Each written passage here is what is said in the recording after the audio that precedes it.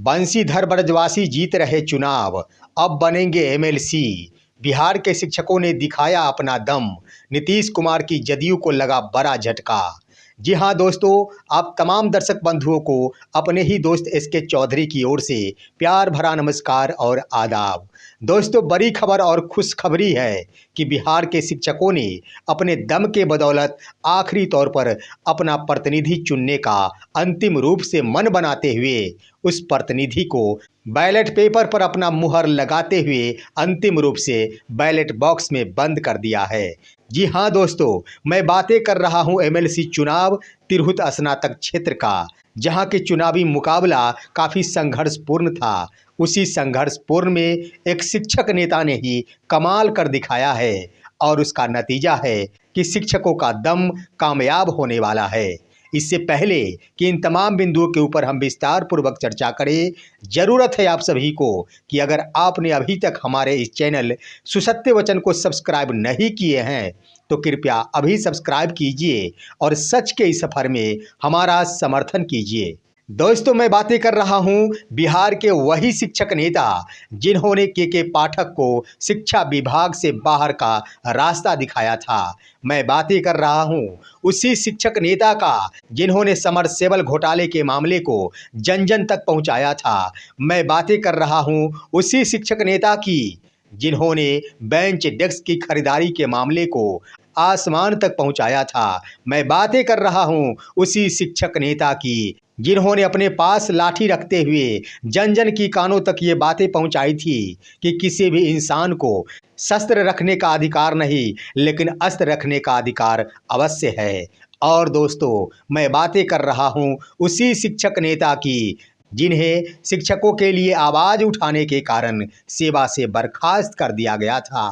वही शिक्षक नेता जिनका नाम है बंशीधर ब्रजवासी।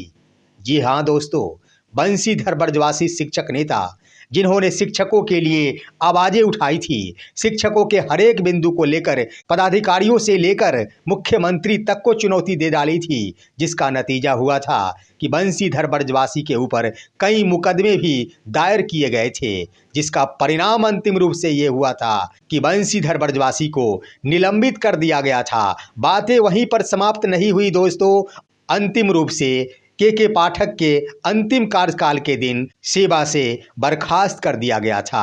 आखिरी तौर पर बंशीधर ब्रजवासी अपना हिम्मत नहीं हारे। उन्होंने यही बातें सोची थी कि हमने शिक्षकों के लिए आवाज़ें उठाई, इसके लिए हमें सेवा से बाहर का रास्ता दिखा दिया गया। ऐसी बात नहीं कि हमारी आवाज़ बंद हो जाएगी, ऐसी बात नहीं कि सरकार जिसे चाहे उसे कुचल कर रख दे, क्योंकि भारत में लोकतंत्र है और लोकतंत्र में हर किसी को हर किसी के लिए आवाज़ उठाने का अधिकार है। जिसे देखते हुए बंशीधर ब्रजवासी ने एमएलसी चुनाव लड़ने का मन बनाया था। बड़े जोरों शोर से उन्होंने सहयोग की थी, लेकिन सबसे बड़ी बात ये थी कि उनके पास पैसों का अभाव था। शिक्षकों ने अपने चंदा के बदौलत उन्हें नॉमिनेशन कराने से लेकर चुनाव में होने वाले तमाम खर्च वहन किया था और शिक्षकों के बदौलत ही वो चुनावी मैदान में कूदे थे। जब चुनावी मैदान में कूद गए तो उनके साथ लड़ाई लड़ने के लिए कुल 18 उम्मीदवार मैदान में आ गए। दोस्तों, उसमें से एक उम्मीदवार इस दुनिया में नहीं रहे, जिस कारण इनकी संख्या 17 रह गई थी। उसके बाद 17 में से 4 ऐसे उम्मीदवार बचे जिन्होंने अपना अपना दम दिखाया। 4 उम्मीदवारों में दोस्तों एक नीतीश कुमार के जदयू की ओर से अभिषेक झा चुनावी मैदान में थे, तो वहीं आरजेडी की ओर से गोपी किशन चुनावी मैदान में थे, तो उधर जनसुराज ने भी अपने उम्मीदवार विनायक गौतम को चुनावी मैदान में उतारा था। 3 बड़ी बड़ी राजनीतिक पार्टियां अपने अपने उम्मीदवार चुनावी मैदान में उतारे थे, लेकिन इन सब पर भारी पड़े हैं निर्दलीय उम्मीदवार शिक्षकों के मसीहा बंशीधर ब्रजवासी। आइए दोस्तों, हम इस पर विश्लेषण करते हैं कि आखिर बंशीधर ब्रजवासी की जीत कैसे सुनिश्चित हो रही है, आखिर किस रूप में मतदान हुआ है, जिसके आधार पर 100% दावे के साथ बड़े ही जिम्मेदारी के साथ मैं कह रहा हूं कि बंशीधर ब्रजवासी का चुनाव जीतना तय माना जा रहा है। शिक्षकों का एक प्रतिनिधि अब विधान परिषद में नजर आएंगे। दोस्तों, हम बता दें कि एनडीए में जदयू की ओर से अभिषेक झा चुनावी मैदान में थे, जो ब्राह्मण समुदाय से संबंध रखते हैं। वहीं जनसुराज की ओर से विनायक गौतम चुनावी मैदान में थे, जो भूमिहार समाज से संबंध रखते हैं। वहीं आरजेडी की ओर से गोपी किशन चुनावी मैदान में थे, जो वैश्य बनिया समाज से ताल्लुक रखते हैं। और वहीं निर्दलीय उम्मीदवार बंशीधर ब्रजवासी चुनावी मैदान में थे, जो अति पिछड़ा समाज से मल्लाह समुदाय से ताल्लुक रखते हैं। अब दोस्तों यहाँ पर कैसा खेल हुआ है इसको जानिए। इससे पहले मैं आपको बता दूं कि रेस में दो ही उम्मीदवार सामने है, एक जदयू है तो वहीं बंशीधर ब्रजवासी है। लेकिन ये कैसे, आइए विस्तार पूर्वक जानते हैं। जदयू की ओर से अभिषेक झा चुनावी मैदान में थे। उन्हें लग रहा था कि हर हाल में एनडीए का कोर वोट हमें अवश्य मिल जाएगा, यानी भाजपा का भी वोट हमें अवश्य मिल जाएगा। लेकिन खेल उस वक्त शुरू हो गया जब भाजपा के ही बागी नेता राजेश रोशन चुनावी मैदान में कूद पड़े, जो भूमिहार समुदाय से ताल्लुक रखते हैं, और उन्होंने भूमिहार समुदाय का वोट अपने पक्ष में लेने में कामयाब हो गए। वहीं दोस्तों वहीं पर अगर वोट समाप्त नहीं हुआ, उसके बाद भी जनसुराज ने भी विनायक गौतम को चुनावी मैदान में उतारे थे। वो भी भूमिहार समुदाय से ताल्लुक रखते थे, उन्होंने भी भूमिहार समुदाय का वोट अपने पक्ष में किया। वहीं दोस्तों एनडीए का ही वोट एक और निर्दलीय उम्मीदवार ने अपने पक्ष में कर लिया, जो निर्दलीय रूप में चुनावी मैदान में थे।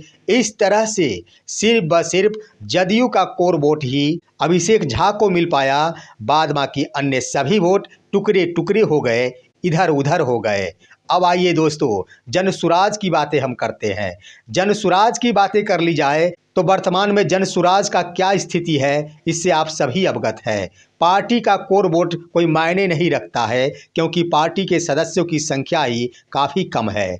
ऐसे में विनायक गौतम को सिर्फ व सिर्फ अपने जातिगत वोट का ही सहारा लेना पड़ा, उसी से ही संतोष करना पड़ा, इसलिए वो रेस में नहीं आ पाए।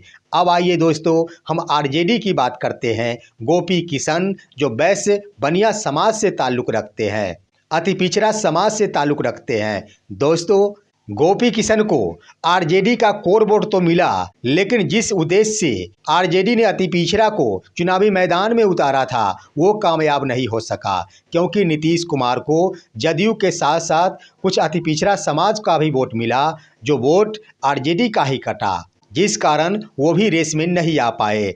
अब आइए दोस्तों बंशीधर ब्रजवासी की हम बातें करते हैं। बंशीधर ब्रजवासी, जिन्होंने अपनी पूरी भागीदारी के साथ तन मन से इस पूरे चुनाव को लड़ा है, दिन रात एक कर दिया उन्होंने, और उसका मुख्य वजह था कि उन्होंने लगभग 60,000 नए मतदाता को बनाने में सफल रहे थे। पूरे मतदान के क्रम में 75,000 लोगों ने मतदान किया, और इसका प्रतिशत रहा 48.38%। 60,000 नए मतदाता को बंशीधर ब्रजवासी द्वारा बनाया गया। इसका अगर 48% ही ले लिया जाता है तो निश्चित रूप से लगभग 29,000 मतदाता नए बने थे, जो बिल्कुल बंशीधर ब्रजवासी द्वारा बनाया गया था। और इन्होंने पूरी तरह से चुनावी प्रक्रिया में भाग लिया और अपना मतदान भी किया है। अगर 29,000 की संख्या को गिन लिया जाता है तो निश्चित रूप से ये सभी के सभी बंशीधर ब्रजवासी को ही वोट किए थे, क्योंकि बंशीधर ब्रजवासी द्वारा ही बनाए गए ये सभी के सभी मतदाता थे। उसके बाद दोस्तों और भी मतदाता थे, जो पूर्व के मतदाता थे, वो सभी के सभी शिक्षक समुदाय से ताल्लुक़ रखते थे। अब आइए दोस्तों शिक्षक होने के नाते सारे समाज, सभी संवर्गों के शिक्षकों ने एक साथ मिलकर जोरदार तरीकों से बंशीधर ब्रजवासी का समर्थन किया है। इस आधार पर अगर शिक्षक समुदाय के पुराने मतदाता के रूप में गिनती किया जाता है, अगर 10,000 ही गिनती की संख्या में ली जाती है, तो उसका 48% लगभग 5,000 होता है। अगर इसे भी जोड़ दिया जाता है तो 29 और 5 34,000 वोट बंशीधर ब्रजवासी के पक्ष में जाते नजर आता है। और कुल वोट गिरे हैं लगभग 75,000। 75,000 में से 34,000 मत बंशीधर ब्रजवासी के पक्ष में जाते हुए नजर आ रहा है। इससे यह बिल्कुल ही स्पष्ट हो रहा है कि बंशीधर ब्रजवासी की जीत निश्चित हो रही है, और वह साधारण जीत नहीं है, एक बहुत बड़ी जीत होने जा रही है। वहीं दोस्तों पिछले चुनाव की बातें कर ली जाए तो तिरहुत स्नातक क्षेत्र से जिन उम्मीदवार को 14 से 15,000 मत प्राप्त हो जाते थे वही विजयी घोषित किए जाते थे।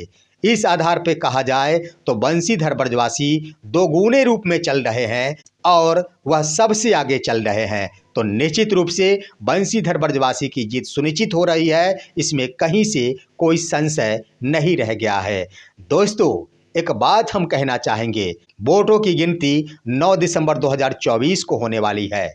उस तिथि को जिस वक्त बंशीधर ब्रजवासी जीत का माला पहनेंगे, यह निश्चित है कि बिहार के मुख्यमंत्री श्री नीतीश कुमार को एक बहुत बड़ा झटका लगेगा, क्योंकि जिसे उन्होंने सेवा से बर्खास्त कर दिया था सही बोलने के कारण और भ्रष्टाचार के मुद्दे को उठाने के कारण, वही उनके सामने नजर आएंगे।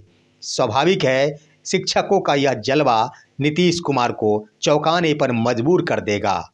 और दोस्तों, बंशीधर ब्रजवासी की जीत सुनिश्चित होने की गारंटी इस रूप में भी दी जा रही है कि 4 जिले में हुए चुनाव, जिसमें मुजफ्फरपुर, शिवहर, सीतामढ़ी और वैशाली, चारों जिलों से यह खबर आ रही है और बंशीधर ब्रजवासी के प्रतिनिधि ने खुद इसकी जानकारी दी है कि चारों जिले के शिक्षकों द्वारा लड्डू बनाने का ऑर्डर दे दिया गया है। उन्होंने स्पष्ट कह दिया है कि वैशाली जिले में 1 क्विंटल लड्डू बनाने का ऑर्डर दिया गया है। उन्होंने स्पष्ट कह दिया है कि राजापाकर में 1.5 क्विंटल लड्डू बनाने का ऑर्डर दे दिया गया है। उन्होंने स्पष्ट कह दिया है कि मुजफ्फरपुर में 2 क्विंटल लड्डू बनाने का ऑर्डर दे दिया गया है। इस आधार पर यह लड्डू का ऑर्डर यह पुष्टि करता है कि निश्चित रूप से बंशीधर ब्रजवासी की जीत हो रही है। बंशीधर ब्रजवासी की जीत पूरे बिहार के शिक्षकों की जीत मानी जाएगी और यह जीत वैसे समय में मिलने वाली है जब शिक्षक लगातार सरकार से जूझ रहे हैं, जब शिक्षक लगातार सरकार और शिक्षा विभाग से प्रताड़ित हो रहे हैं। यह 9 दिसंबर 2024 को स्पष्ट हो जाएगा और बंशीधर ब्रजवासी के गले में जीत की माला पहना दी जाएगी, जो माला बिहार के तमाम उन शिक्षकों के लिए खास तौर पर होगा जिन्होंने अपनी पूरी भागीदारी इस चुनाव में निभाई है, तन मन और धन से बंशीधर ब्रजवासी की जीत के लिए अपना दिन रात बिताई है। फिलहाल आज की खबर बस इतना ही। आप सभी हमारे इस वीडियो को लाइक करते हुए तमाम दोस्तों के पास शेयर कीजिए और अब दीजिए अपने ही दोस्त SK चौधरी को इजाज़त। जय हिंद, जय भारत।